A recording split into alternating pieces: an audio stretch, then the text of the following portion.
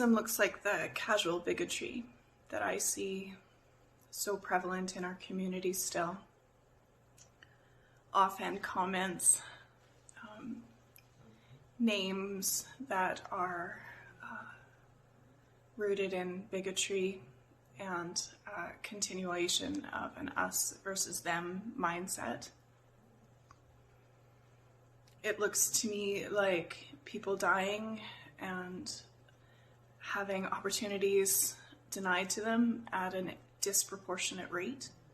Racism would demonstrate itself as far as how people treat another from a different race. It could be a snide comment, it could be a judgmental facial expression, and probably a larger one would be, if there was any kind of mistreatment or strong words said to someone from a different race. Racism, to me, it's a learned behavior of misunderstanding and not completely seeing another person. Okay, what does racism look like to you? Bullying. It's the same thing. What does racism look like to me? Well, racism is simple. Racism is when you treat anybody different because of their skin color, or their race, or how they look.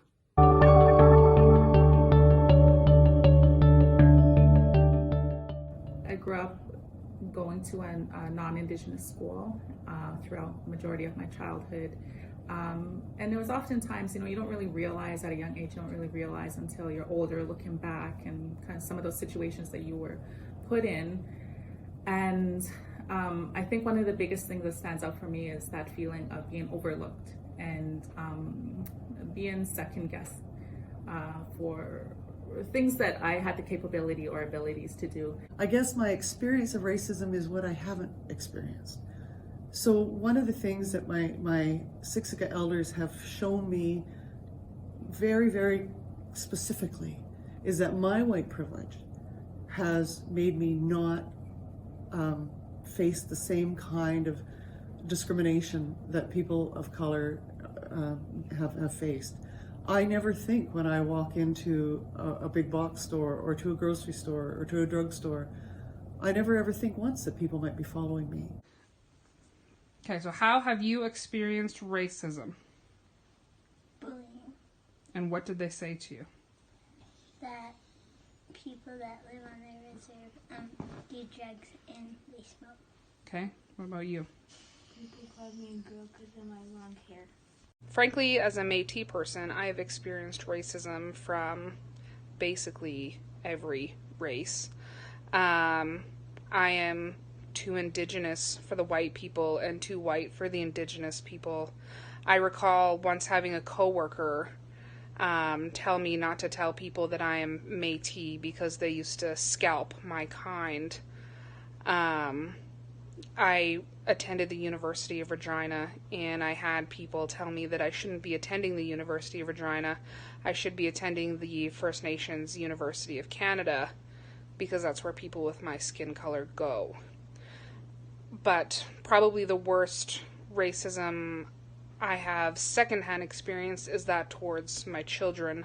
My daughter started off the school year being told that her skin color was ugly and that she couldn't wear her hair in certain braids.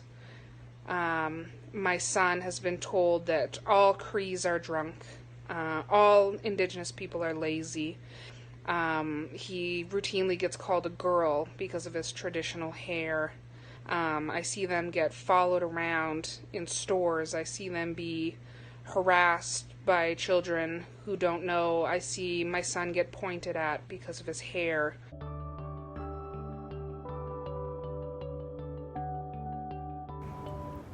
When we say no to racism, I guess it comes down to educating those who are racist and for those who also receive racist behavior towards themselves. So it's really important to speak out for others, stand up for human rights, promote positive relationships and policies. And in closing, I think that we should just stop calling one another by the color of our skin. We should look at this issue as being fellow humans and After all, we all bleed the same color blood. So saying no to racism is learning through our mistakes. We know situations, words, and actions that contribute to that whole behavior, and it's everybody. It's even our people being racist to another kind, and so it's a holistic ideology of saying no. And saying no means, to me, is identifying that it's wrong and taking the right steps to not engage, and to lead by example, so our kids can see that, can see these patterns, that as parents, it's important for parents to teach that forgiveness and acceptance, and just not engaging in these activities. So saying no is working with the children to break that cycle. I think it really is about talking about it.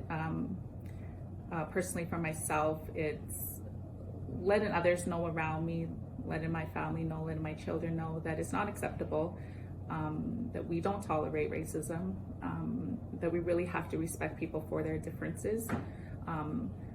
It isn't as easy to say that everyone is treated equally. We have to treat each other respectfully and take into consideration the differences that we all have.